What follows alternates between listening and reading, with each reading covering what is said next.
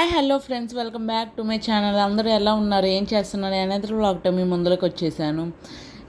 ఇక్కడ నేను morning view చూపిస్తున్నాను అనమాట. నేను ఆ రోజు వర్కౌట్ చేయలేదు, ఎందుకంటే ఆ రోజు హెల్త్ బాగాలేదు నాకు. అంతేకాకుండా కొంచెం హెడేక్గా ఉండేటప్పటికి చాలా హెడేక్గా ఉండేటప్పటికి నాకే ఇంకా చేయాలనిపించలేదు. ఎందుకు వచ్చింది నేను ఆలోచిస్తే, అంతకుముందు 2 రోజులు బాగా ఎండలో చేశాను. అంతేకాకుండా హైడ్రేషన్ అంటే వాటర్ అవి నేను సరిగ్గా తీసుకోలేదు, సో అందుకని వచ్చింది. సో ఇంకా ఆ రోజు ఎటు హెల్త్ బాగున్నప్పుడు మనల్ని ఫోర్స్ చేయకూడదని నేను ఆ రోజు వర్కౌట్ చేయలేదు. సమ్టైమ్స్ ఇలా జరుగుతాయి. మనం ఏం తప్పు చేసాం, ఏం మిస్టేక్ చేసాము అని చూసుకొని కరెక్ట్ చేసుకుంటే హెల్త్ సెట్ అవుతుంది. అందరూ ఒకేలా ఉండాలని లేదు కదా. అందరూ రోజు ఎక్సర్సైజ్ చేసేవాళ్ళని, కొన్నిసార్లు బ్యాడ్ డేస్, గుడ్ డేస్ ఎలా ఉన్నాయి కానీ వస్తాయి కదా లైఫ్ అన్న తర్వాత. సో అన్నిటినీ చూసుకొని అన్నింటినీ సెట్ చేసుకుంటూ ముందరికి వెళ్తామే లైఫ్ అంటే. సో ఇక్కడ నా మార్నింగ్ బ్రేక్ఫాస్ట్ వచ్చేటప్పటికి దోశ, అది ఇడ్లీ పిండి దోశ. ఎందుకంటే మా అమ్మ చేసిన పప్పుల పిండి అది అయిపోయిందనమాట. అంటే లైక్ అన్ని రకాల దాల్ అవన్నీ మిక్స్ చేస్తారు, ఆ పిండి కొంచెమే ఉంది, సో అది వేసుకున్నాను. సో దాని మీద యాజ్ యూజువల్ ప్రోటీన్ ఎగ్ తీసుకోవాలి కాబట్టి నేను ఎగ్ వేసుకున్నాను. ముందరగానే ఎగ్లో కొంచెం సాల్ట్ అండ్ చిల్లీ పౌడర్ అంతా కలిపి మిక్స్ చేసి వేసుకున్నాను అనమాట. దాంట్లో కూడా కొంచెం వేయాలి, కానీ ఇడ్లీ పిండి దోశ అంటే నాకు చిన్నప్పటి నుంచి చాలా ఇష్టం. ఎందుకంటే అందులో చాలామంది వరకు చాలా ఆయిల్ వేసి కొంచెం మందంగా వేసి కాలుస్తారు, దిబ్బ రొట్టె టైపు. కానీ ఉల్లిపాయలు వేరు, కానీ ఇది చాలా అంచు క్రంచీగా క్రిస్పీగా ఉంటుంది. కానీ చూసి తినాలనిపించేది. కానీ అన్ని రోజులు కాదు, కొన్నిసార్లు ఇలా చేయడం కూడా మంచిది. అందుకని నేను చాలా ఆయిల్ తక్కువ వేసాను. ఆయిల్ తక్కువ వేసి ఆ 2 సైడ్స్ మంచి కుక్ చేసుకున్నాను అనమాట. కానీ చిన్నప్పుడు ఆ మెమొరీస్ వేరు. చాలామంది మా ఇంట్లో అయితే నేను ఇడ్లీ తిన్నప్పుడల్లా మా అమ్మ అదే వేసేవాళ్ళు. ఆ దోశలు చాలా బాగుండేవి. అందుకని పద్దా తినకూడదు, అప్పుడప్పుడు తింటే ఏం కాదు. ఇక్కడ నేను కొంచెమే పిండి అన్నా కదా, ఇంక నేను దాంతో దోశ పోసుకుంటున్నాను. ముందులే ఆయిల్ అసలు లేదు కదా, ఇది నాన్ స్టిక్ కూడా కాదు, ఇది ఎన్నో బాండి అంట, నాకు అంత తెలియదులేండి. సో ఇంకా నేను ఆ పప్పుల పిండితో కూడా దోశ పోసుకున్నాను. దాని మీద కూడా యాజ్ యూజువల్ ఎగ్ యాడ్ చేస్తాను అనమాట. నేను ముందరగానే 2 ఎగ్స్ అవన్నీ బీట్ చేసి పెట్టేసుకున్నాను.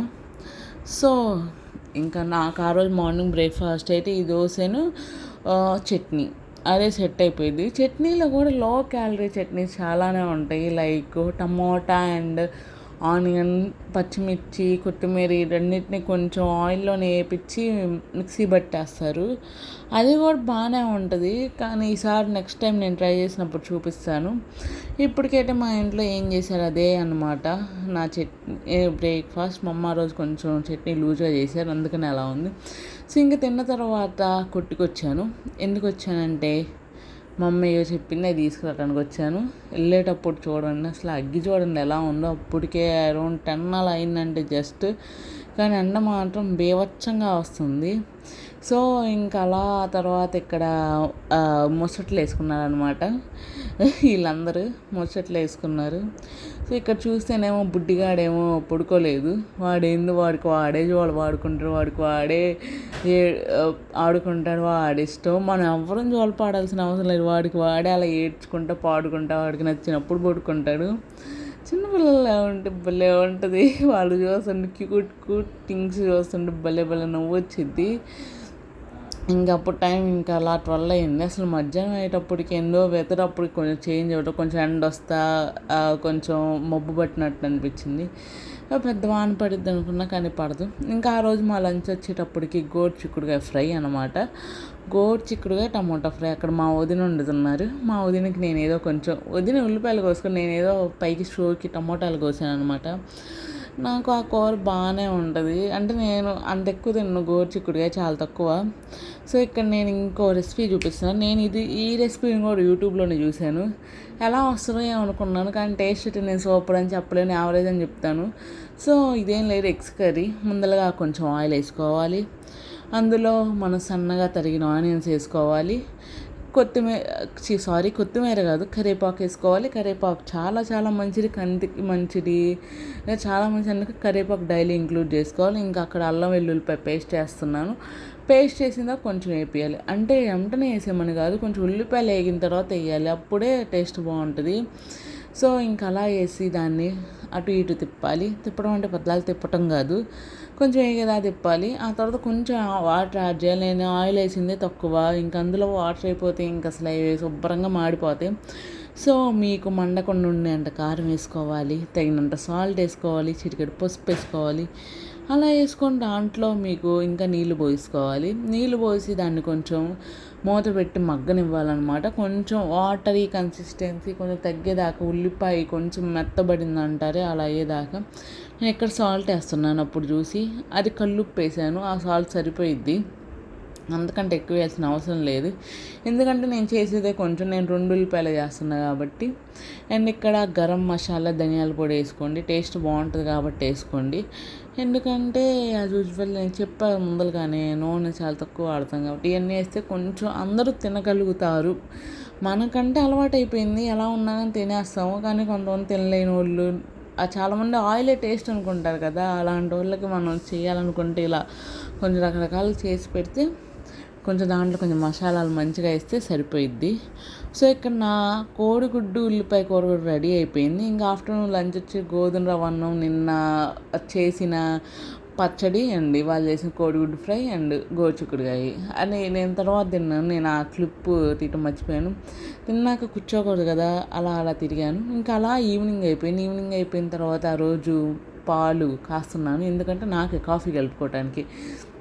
అండ్ ఇక్కడ అంట్లు చూడండి నిన్న ఉన్నాయి, నా కోసం ఎదురు చూస్తున్నాయి అంట. రోజు నేనే తోముతాను అనుకోండి.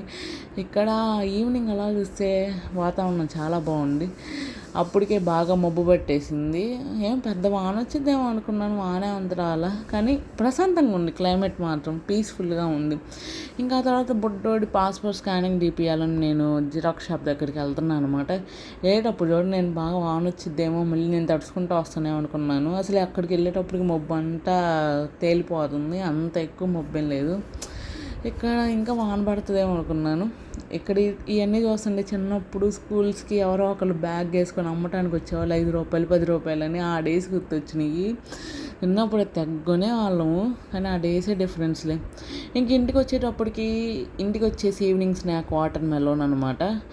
ఇంకా అలా వచ్చాను. ఇంకా అంతా వాతావరణం అంటే క్లైమేట్ అంటే చేంజ్ అయిపోయింది. ఆ మబ్బులు పోయినాయి, ఏందో చల్లటి గాలి వస్తుంది, వానేం లేదు, అంతా చేంజ్ అయిపోయి నేను సడన్గా చేంజ్ అయిపోతున్నాయి. ఇక్కడ భవ్యాంశ్ కోసం పిల్లలు వచ్చారనమాట, ఇచ్చాను. ఇంకా ఫ్రెష్ అప్ అయిపోయి వచ్చాను. వచ్చిన తర్వాత చూస్తే వాన పడుతుంది. పెద్ద వానేం కాదులే అండి, ఏదో కొంచెం పడుతుంది అంతే. వీళ్ళకి ఇక్కడ వానలోనే బాగుందంట, వానలోనే కూర్చుంటారంట. మరి వాన ఏందో మరి, ఎవరైనా వాన పడుతుంది ఇంట్లోకి వెళ్ళిపోతారు, వీళ్ళని వానలోనే కూర్చుంటాం అంటున్నారు. సరే ఎవరి ఇష్టం వాళ్ళులే, ఇంకా అలా వదిలేసాను వాళ్ళని, నేనేం చెప్పకుండా. సేవింగ్ డిన్నర్ అయితే యాజ్ యూజువల్ ఇది. అండ్ పప్పు మా పెద్దదిని చేశారు, ఇంకా ఇంకా మార్నింగ్ కూర. తిన్న తర్వాత తిరగాలి కదా, ఇంట్లో తిరుగుతున్నా, ఎందుకంటే ఆ రోజు బయట వాన పడుతుంది. ఇది నేను ఫ్రంట్ కెమెరా తీస్తుంటే పిక్చర్ క్లారిటీ లేదు, ఇంకా అందుకని నేను బ్యాక్ కెమెరా చేశాను. తీస్తే బాగానే ఉందనిపించింది. సో ఇక్కడ నేను కృష్ణుడి బొమ్మ నేను వ్లాగ్లో పూర్తి అయిపోయింది కానీ దీనికి పెయింట్ వేద్దామని చూస్తే, నేను చూసేటప్పుడు పెయింట్ అంతా అసలు అదేదో చాలా థిక్ పేస్ట్ అలా అయిపోయింది. ఏం చేయాలో అర్థం కాలేదు, అందుకని కొంచెమే వేసాను. మళ్ళీ రేపు నేను పెయింట్ తెచ్చి మళ్ళీ వేయాలన్నమాట. కొంచెమే నేను ఆ రోజు పూర్తి చేసేద్దాం అనుకున్నాను, కానీ అవ్వలేదు. కొన్నిసార్లు ఏం చేస్తాను, ఇంకా ఆ తర్వాత నేను బుక్ చదివేశాను. ఇక్కడితో వ్లాగ్ అయితే ఎండ్ చేస్తున్నాను. మీకు నచ్చితే కానీ లైక్ చేయండి, షేర్ చేయండి, సబ్స్క్రైబ్ చేయండి. Thank you for watching.